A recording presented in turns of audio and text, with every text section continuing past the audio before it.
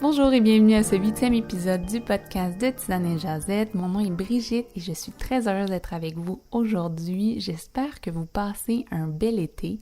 Pour commencer, on va garder nos bonnes habitudes et comme chaque début d'émission, je vous invite à me laisser une note sur l'application Apple Podcast, me laisser également vos commentaires et à partager le podcast avec les gens autour de vous si vous pensez qu'ils peuvent en tirer bénéfice. Voilà, mon message est passé. Maintenant, on va passer dans le sujet d'aujourd'hui. Je vous rappelle qu'il y a le défi 31 jours de désencombrement rapide et facile qui est toujours disponible sur la page Instagram de Tisane et Jazette. Si vous voulez vous y joindre maintenant, il n'est pas trop tard. Toutes les informations sont encore là et ça va rester là indéterminé. Donc, si vous voulez vous joindre, n'hésitez pas, allez-y. Ça va me faire plaisir d'échanger avec vous sur les désencombrements.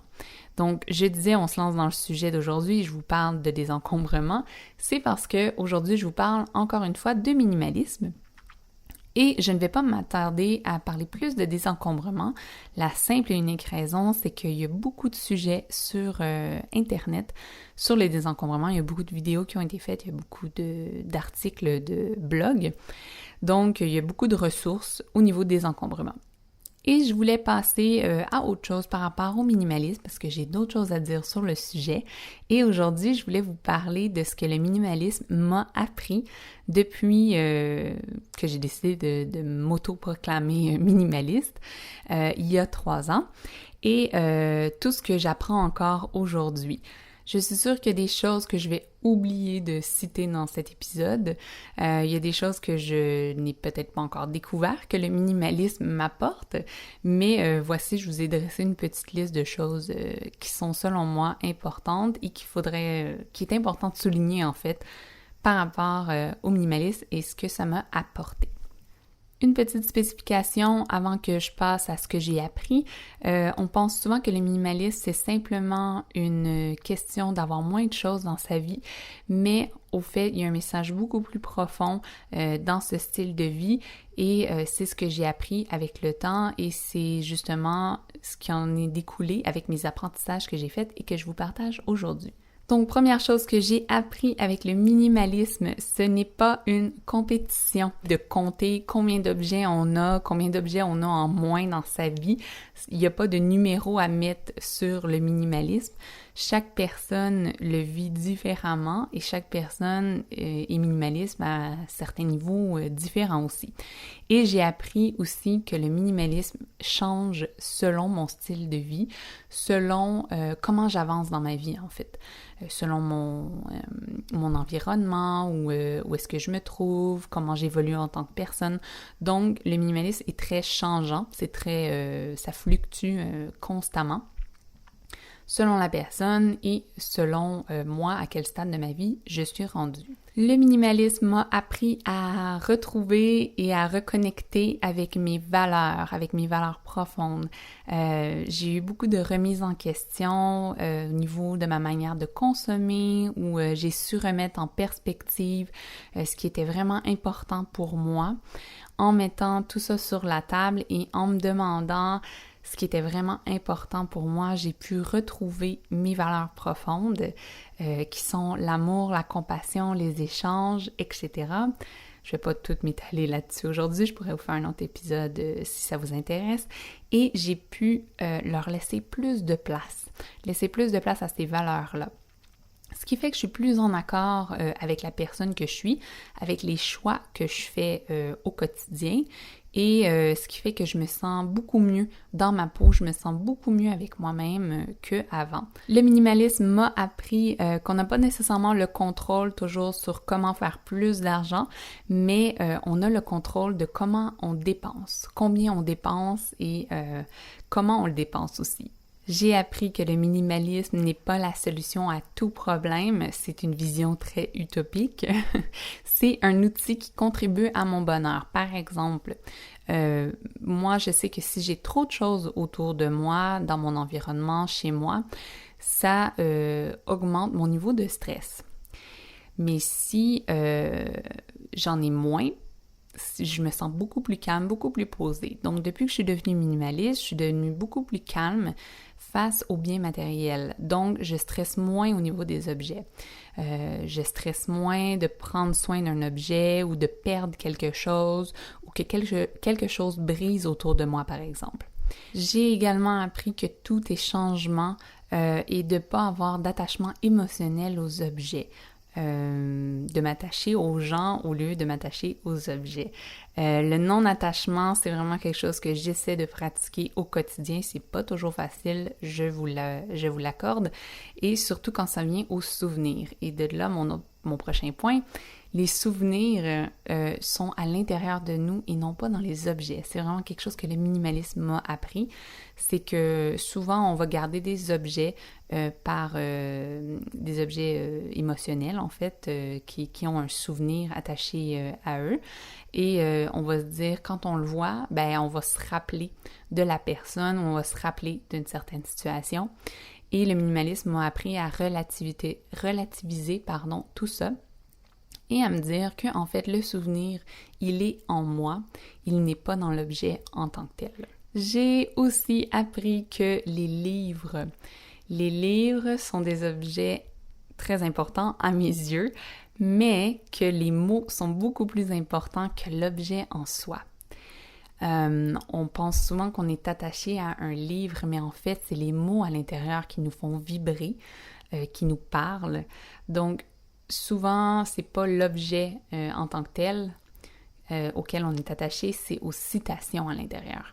Donc, j'ai appris à noter des citations qui m'intéressent, à louer des livres à la bibliothèque au lieu d'en acheter, en emprunter ou en échanger avec des amis, puis même échanger en ligne. Donc, il y a tout ça en ligne, là. Vous pouvez faire ça par Facebook, vous pouvez faire ça un petit peu partout. Là. Il y a des groupes d'échange pour ça. Et c'est ça, d'aller louer les livres à la place. Et en plus, le point positif, c'est que c'est meilleur pour l'environnement de le faire comme ça. Et vous pouvez justement garder les citations qui vous plaisent. Et le livre ne va jamais disparaître. Vous allez pouvoir toujours y avoir accès, soit dans une bibliothèque ou soit un ami à vous qui en a une copie et l'emprunter. Vous allez pouvoir toujours avoir accès à ce livre. Les livres ne vont pas disparaître du jour au lendemain.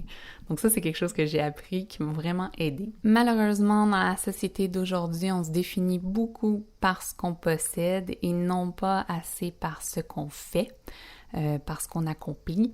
Et j'ai appris avec le minimalisme, j'ai appris avec le minimalisme que quand on se définit par nos biens, on se sent jamais complètement heureux. Je dis pas que je suis complètement heureuse, mais on se sent jamais satisfait. Il y a toujours quelque chose qu'on veut de plus, il y a toujours un nouveau gadget qu'on veut de plus ou de mieux. Et mais si on commence à se définir par nos gestes au lieu de se définir par notre téléphone ou notre sac à main dernier cri, là, par exemple, on se sent plus accompli. Donc, de s'identifier à nos gestes et non pas à nos biens. Par exemple, l'autre fois, je vous raconte ma petite anecdote. L'autre fois, j'ai voulu amener ma tasse au café parce que j'ai commencé à travailler dans un café, parce que je manquais de concentration à la maison. Donc, j'ai décidé de prendre 2-3 jours dans la semaine que je sors et je vais vraiment au café travailler. Et j'avais peur, en fait, d'utiliser tout le temps des verres en plastique. Je voulais rien savoir de ça. Donc, je me suis dit, je vais m'acheter une tasse réutilisable. Mais j'ai réalisé que acheter une nouvelle tasse réutilisable n'allait pas dans le sens de mes valeurs. Donc, j'ai décidé à la place de chercher un moyen pour que ça aille dans le sens de mes valeurs et en n'ayant pas besoin d'acheter une nouvelle tasse. J'ai décidé d'amener mon pot maçon, un pot là, en verre bien banal, avec moi au café et j'ai demandé aux gens s'ils voulaient me le remplir. Et sans problème, ils me l'ont rempli. Donc, le sentiment que j'ai eu à ce moment-là, je me suis sentie tellement bien à l'intérieur parce que j'avais contourné le système d'acheter un nouvel objet pour pouvoir accéder au café pour pouvoir me permettre de travailler. Et en plus, j'ai eu un rabais. Parce que quand on amène notre tasse réutilisable dans les cafés, souvent, on se fait donner un rabais. Donc ça, c'est un plus. Donc, j'ai été dans le sens de mes valeurs, j'ai écouté mes valeurs profondes et j'ai trouvé une solution par rapport à ça. Donc, je me suis pas encombrée d'un objet de plus dans la maison que je vais utiliser 2 ou 3 fois par semaine. Je dis pas que c'est mal d'avoir une tasse réutilisable. Si vous en avez déjà une, il faut l'utiliser justement. Mais moi, j'en avais pas et je sentais pas le besoin d'en acheter une. Donc, j'ai trouvé une autre solution et ça allait dans le sens de mes valeurs et ça m'a tellement fait du bien. Je me suis sentie tellement mieux que si j'avais acheté l'objet en tant que tel. Avec le minimalisme, j'ai aussi appris à ne plus être impressionnée par les objets, mais être impressionnée par ce que les gens font, leurs gestes au quotidien, leurs accomplissements. Ça va un petit peu dans le sens de ce que je viens de dire. Donc, vraiment de me focusser sur ce que les gens me disent, ce que les gens font au quotidien, les gestes qu'ils font et tout ça, ça m'impressionne beaucoup plus, ça me fait beaucoup plus de bien que quelqu'un qui vient me montrer ses dernières chaussures qui viennent de s'acheter. Ne vous méprenez pas, je suis pas en train de pointer du doigt les gens qui s'achètent des chaussures neuves, je m'en achète moi aussi, ne vous inquiétez pas. C'est seulement que j'essaie de plus porter attention à ces trucs-là. Et quand je vais voir quelqu'un, je vais essayer de complimenter la personne sur elle en tant que telle. Je vous donne un exemple. Au lieu de complimenter la personne sur ses chaussures et de dire « Ah, t'as vraiment des belles chaussures, est-ce qu'ils sont neuves? » Je vais lui dire « T'as vraiment un beau sourire, t'es radiante aujourd'hui, ça me fait plaisir de te voir. » Donc, si vous mettez ça dans la balance, si quelqu'un vous dit ça à vous, est-ce que ça vous fait plus de bien de vous faire dire « J'ai des belles chaussures » ou « J'ai un beau sourire et je suis heureuse de te voir ». Et dernier point que j'ai appris avec le minimalisme, c'est que je peux maintenant acheter plus facilement des produits durables et éthiques qui vont dans le sens de mes valeurs. Donc, c'est vraiment important pour moi de savoir la provenance des objets que je consomme et de savoir aussi si c'est bon pour l'environnement ou pas. Je crois que le minimalisme, c'est un autre outil, un autre moyen pour faire un bon pas dans la bonne direction pour aider notre planète, en fait.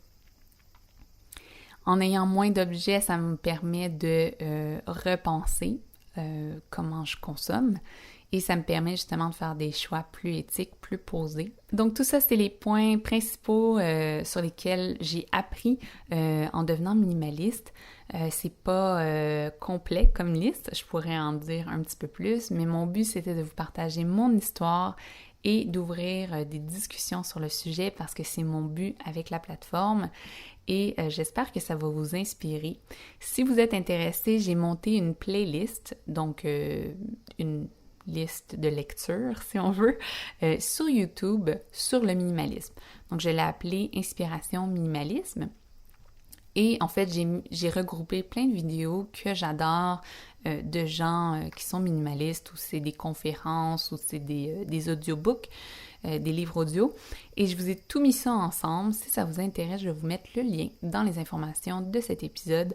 Malheureusement, la plupart des liens sont en anglais, mais il y a beaucoup de vidéos où vous pouvez mettre les sous-titres. Donc, je vous invite à aller voir ça si c'est quelque chose qui peut vous inspirer. Certains d'entre eux sont très extrêmes, si je peux mettre le mot comme ça. C'est des extrêmes minimalistes, si on peut le dire comme ça. Mais c'est des gens qui m'inspirent vraiment énormément, même si moi je suis loin d'être rendue où est-ce qu'eux en sont et je sais même pas si je vais me rendre un jour. Mais c'est pour vous donner une idée de l'avenue des possibles en fait. Donc sur ce, se termine mon épisode. Merci d'avoir écouté jusqu'au bout et on se reparle très bientôt.